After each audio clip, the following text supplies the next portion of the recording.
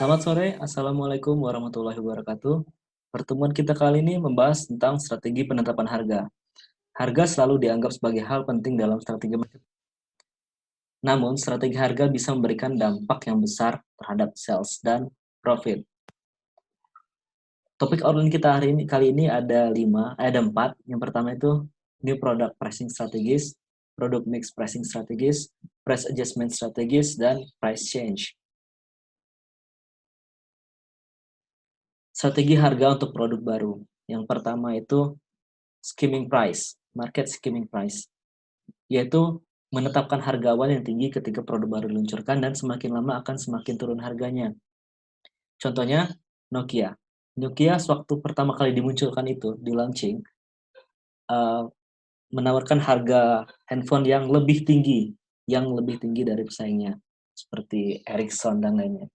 Nah, seiring dengan berjalan waktu, banyak produk pesaing menawarkan fitur yang lebih, menawarkan keunggulan yang lebih, maka Nokia akan menyesuaikan dengan harga pesaing dan harga target marketnya. Yang kedua adalah market penetration pricing atau harga penetrasi. Adalah menentukan harga awal yang rendah serendah-rendahnya atau mungkin dengan tujuan untuk penetrasi pasar dengan cepat dan juga membangun loyalitas merek pada konsumen. Contoh, Tri. Tarif layanan operator baru Tri sewaktu baru diluncurkan, Tri menawarkan tarif telepon, SMS, dan data yang lebih murah dibanding dengan pesaing. Ini dilakukan untuk menarik banyak konsumen baru. Ada 6 strategi harga bauran produk. Ketika Anda membeli sebuah printer, harganya tergolong rendah dan Anda membelinya. Tetapi, begitu tinta printer habis, Anda dengan cepat menyadari bahwa harga tinta dan cartridge tidaklah murah. Nah, bahkan ketika Anda membeli tinta dan cartridge, Anda adalah tanda kutip pelanggan tawanan untuk produk yang menghasilkan uang lebih dengan cartridge pengganti dengan harga margin yang lebih tinggi. Nah, perusahaan mencari serangkaian harga yang akan memaksimalkan keuntungan pada bauran produknya, bukan pada produk secara individual. Ketika bauran produk memiliki permintaan dan biaya yang saling terkait, misalnya antara printer dan cartridge ataupun tinta. Yaitu terdapat ada 6 jenis strategi harga bauran produk yang digunakan oleh perusahaan untuk menjaga bauran pemasaran produk dan lini produk mereka. Pertama itu harga lini produk. Penentuan harga lini produk digunakan ketika harga dalam lini produk berbeda-beda. Misalnya produk yang contohnya itu adalah Audi. Audi A1 berbeda dengan Audi A8. Semakin tinggi tipenya, semakin tinggi harganya. Berbeda lini produk, berbeda harganya. Dan berbeda pula target konsumennya. Harga produk opsional adalah harga produk opsional atau aksesoris bersama dengan produk utama. Dalam banyak kasus, Anda dapat membeli produk opsional atau aksesoris bersama dengan produk utama. Misalnya, ketika Anda membeli mobil Honda, Anda dapat membeli untuk memesan body kit dan sistem hiburan canggih. Itu produk tambahan, opsional. Namun, bagi perusahaan, menentukan harga opsi-opsi ini tidaklah mudah.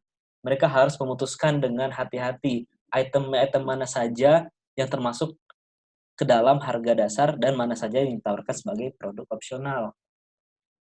Yang ketiga itu adalah captive product pricing. Dalam penetapan harga produk pendukung, kita harus memikirkan produk pendukung apa yang dapat dijual dalam produk utama. Misalnya, printer HP dan Gillette yang mendominasi pasar masing-masing. HP mendominasi salah satu pasar printer dan Gillette mendominasi pasar razor atau pisau cukur. Perusahaan ini telah memperkenalkan produk utama dengan biaya yang sangat rendah, printer dan pisau cukur. Dan mereka menjual produk pendukung atau produk tambahan dengan margin yang lebih tinggi.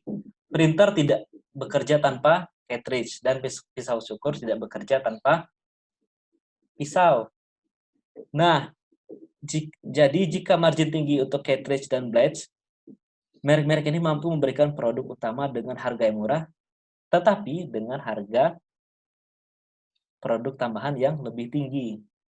Yang keempat adalah harga dua bagian. Ketika kita pergi ke taman hiburan, ada biaya masuk dan kemudian biaya untuk setiap wahana terpisah. Dan juga biaya minuman yang juga terpisah, biaya makan yang terpisah. Ini dikenal dengan biaya dua bagian. Harga berdasarkan produk. Perusahaan seperti Shell, Pertamina, menjual banyak minyak mentah dan perusahaan-perusahaan ini juga menyediakan barang jadi seperti bensin dan lain-lain. Jadi harga bahan baku dan produk sampingnya tetap berbeda antara minyak, antara oli, antara bensin, solar, dan lain-lain berbeda. Misalnya juga contoh perusahaan kelapa. Dia akan menjual serat kelapa ke perusahaan pengolahan kayu dan menjual hasil kelapa ke perusahaan pengolahan kelapa. Nah, tebu juga digunakan untuk membuat gula. Nah, hasil tebu dijual ke pabrik pengolahan gula dan sisa ampas tebu dijual ke pengolahan kayu. Nah, seperti itu. Yang keenam adalah harga banding produk. Harga bundling produk berkaitan dengan kombinasi beberapa produk, misalnya penyedia layanan TV, menawarkan paket beberapa saluran TV, dan juga termasuk layanan internet, wifi, dan lain-lain. Ini adalah jenis harga barang produk yang digunakan untuk mendorong lebih banyak produk di pasar pada titik harga yang lebih rendah. Marginnya lebih rendah, tetapi pergerakan uang tunai jauh lebih cepat, sehingga memberikan likuiditas kepada merek ini. Nah, ini adalah strategi harga favorit untuk merek pemula. Selanjutnya adalah strategi penyesuaian harga.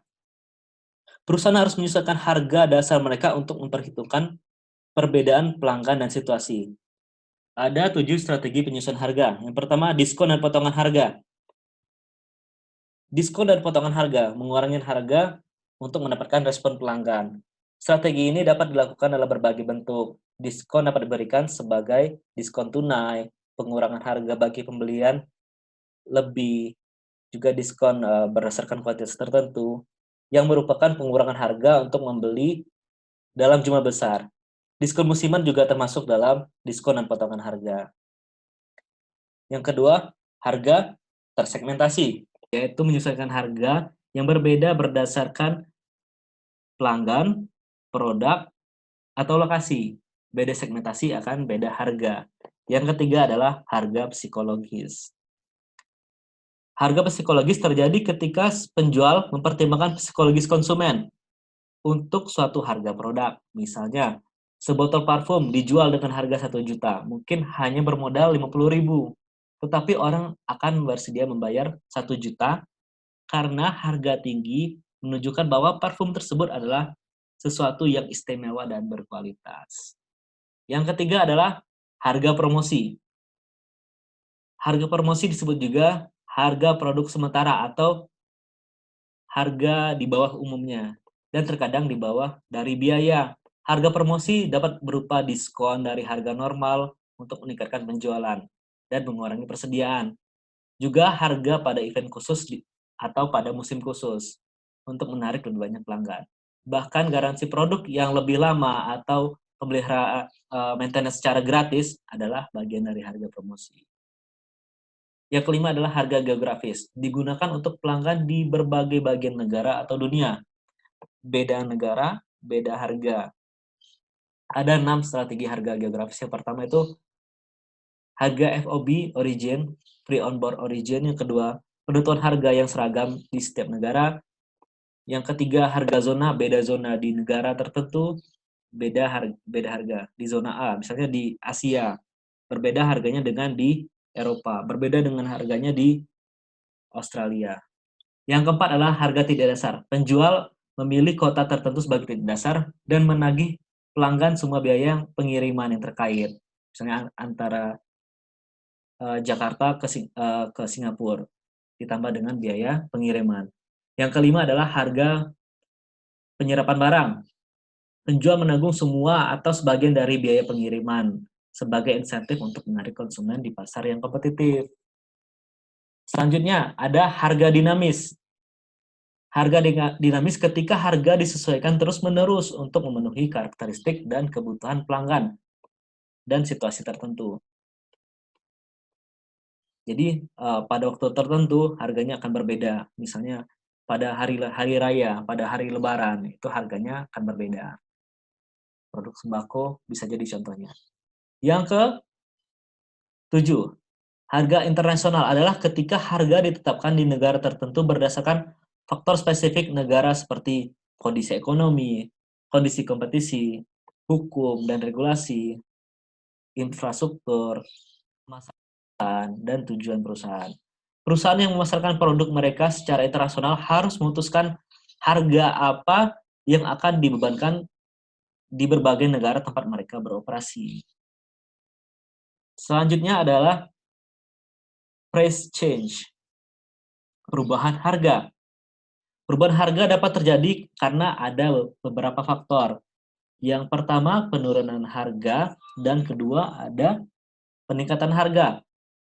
Penurunan harga terjadi karena dua hal, yaitu kelebihan kapasitas dan peningkatan market share. Sejalan dengan hukum penawaran, jika produk yang ditawarkan semakin banyak, maka harga akan semakin rendah. Hal ini terjadi karena jumlah barang yang beredar di pasar yang banyak. Selanjutnya, pada peningkatan market share. Jika jumlah suatu produk memiliki market share yang besar, berarti mereka dapat memotong harga produk untuk dapat meningkatkan daya saing terhadap produk pesaing.